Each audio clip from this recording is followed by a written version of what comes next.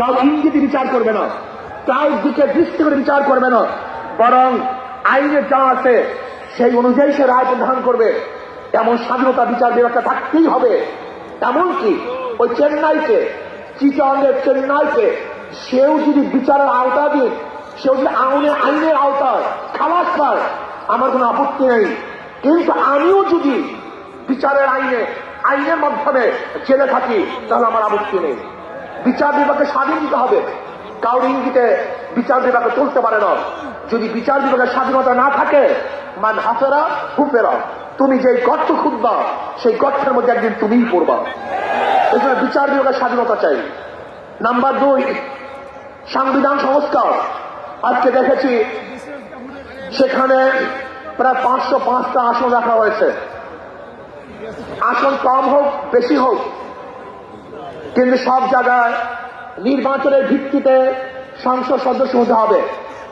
মহিলাদের জন্য সংরক্ষিত আসন 100, এটা আমরা মানি না। যদি সংরক্ষিত আসন মহিলাদের জন্য রাখা হয়, এটা মহিলাদের সাথে বৈষম্য করা হয়, তাদেরকে দুর্বল ভাবা হয়। আমরা তো কোঠার বিরুদ্ধে আন্দোলন করেছিলাম। যদি আবার মহিলাদের জন্য কোঠা রাখা হয়, তাহলে আমরা আন্দোলন সাকসেস হই নাই। আমরা বলবো মহিলারা সরাসরি নির্বাচন করবে, নির্দিষ্ট কোনো কোঠা আমরা চাই না। কোন মহিলাদের জন্য নির্দিষ্ট কোঠা থাকবে না, তারা নির্বাচন সরাসরি করবে। কাজী আমি অন্তর্বর্তী সরকারকে বলবো, মহিলাদের জন্য কোনো নির্দিষ্ট আসন ইসলামী আন্দোলন বাংলাদেশ, এটা আমরা মানতে পারি না, এইটা আমরা চাই না। আমরা চাই দ্বিকক্ষ বিশিষ্ট হোক, এককক্ষ বিশিষ্ট হোক, পিয়ার সিস্টেমে নির্বাচন হবে, সংখ্যানুপাতিক হারে নির্বাচন হবে। যদি সংখ্যানুপাতিক হারে নির্বাচন না হয়, পিয়ার সিস্টেমে নির্বাচন না হয়, তাহলে আবারও কালো টাকা সরাসরি হবে, বেশি শক্তি ব্যবহার করা হবে, মানুষের ভোট অধিকার প্রয়োগ করতে পারবে না, আমাদের আন্দোলন ব্যর্থ হবে। আজকে জুলাই বিপ্লবে ইসলামী আন্দোলন কি ভূমিকা ছিল আপনারা জানেন। 5ই জুলাই বরিশালে আমরা ঘোষণা দিয়েছিলাম যে ছাত্রদের বৈষম্য বিরোধী আন্দোলনের সাথে আমরা সম্পৃক্ত।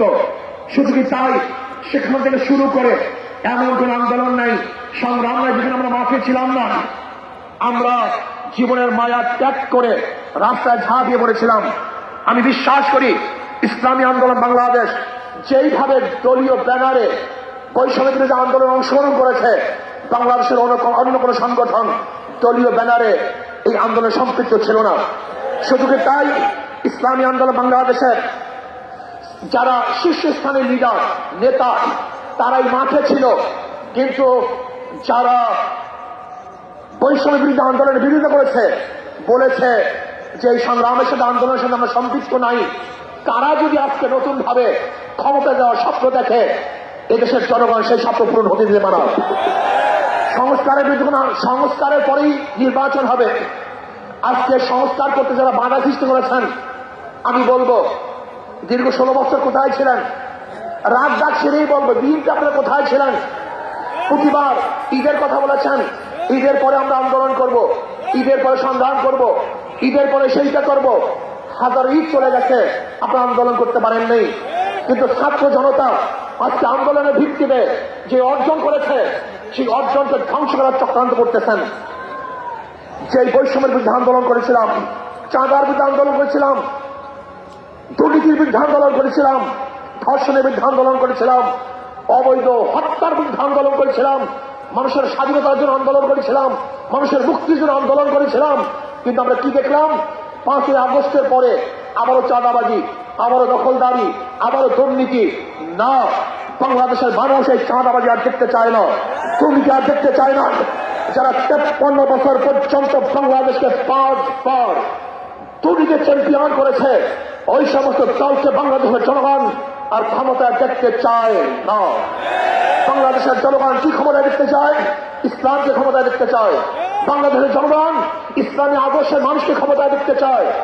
যারা খাঁটি ইসলাম, মদিনার ইসলাম নিয়ে সামনে অগ্রসর হবে, বাংলাদেশের মানুষ তাদেরকে গ্রহণ করবে। মদিনার ইসলামের বাহিরে কোন নব ইসলামকে বাংলাদেশের গ্রহণ করবে না ইনশাআল্লাহ। ভাই আমার, আসুন ইসলাম হুকুমাতের জন্য আমাদের সাধনা করতে হবে, চেষ্টা করতে হবে। আমাদের আন্দোলন এখন সমাপ্ত হয় নাই, আমাদের সংগ্রাম এখন শেষ হয় নাই। আমাদের যুদ্ধ এখনো শেষ হয় নাই। ফেসিবাদের বিরুদ্ধে আন্দোলন করেছিলাম, এখন চাঁদাবাদের বিরুদ্ধে আন্দোলন করতে হবে, দখলদারের বিরুদ্ধে আন্দোলন করতে হবে, যারা দুর্নীতিবাদ তাদের বিরুদ্ধে আন্দোলন করতে হবে, যারা ডাকাত তাদের বিরুদ্ধে আন্দোলন করতে হবে, যারা দেশকে ধ্বংস করার চক্রান্ত করতেছে তাদের বিরুদ্ধেও আরেকবার আন্দোলন করতে হবে। আজকে ভারত আমাদের দেশকে দখল করার চক্রান্ত করতেছে। আমি ভারতকে বলবো, আপনি আমাদের দেশ দখল করার চক্রান্ত করতেছেন, আমাদের দেশের দিকে চক্ষু তুলছেন, আঙ্গুল উঁচা করছেন। আপনি কি জানেন বাংলাদেশের অবস্থাটা কি? আমরা জীবনবার লড়াই করি, বেঁচে আছি, লড়াই করি, বাঁচবো ইনশাআল্লাহ। আমরা জীবনবার লড়াই করেছি, আরো লড়াই করব, লড়াই করতেই থাকবো।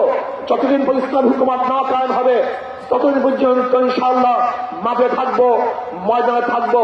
প্রিয় ভাইয়ের আমার, আগামী নির্বাচন আসতেছে, নহে সমাপ্ত কর্মমদের অবকাশ কোথায় ইসলামের। আজকের থেকেই আমাদের কাজ শুরু হবে। মাঠে ময়দানে প্রত্যেকটা দাঁড়ে দাঁড়ে ঘরে ঘরে গিয়ে মানুষ ইসলামের কথা বোঝাতে হবে, ভোট আদায় করতে হবে, ইসলামের পক্ষে আমরা ভোট নিয়ে আসবো। আল্লাহ আমাকে এবং আমাদের সবাইকে ইসলাম হুকুমত কায়েম করার চেষ্টা করার এবং সর্বোচ্চ ত্যাগ করার তৌফিক দান করেন। যুব কনভেনশন শুকরিয়া আদায় করছি, যারা আয়োজন করছেন সবাইকে ধন্যবাদ জ্ঞাপন করছি। আসসালামু আলাইকুম ওয়া রাহমাতুল্লাহ।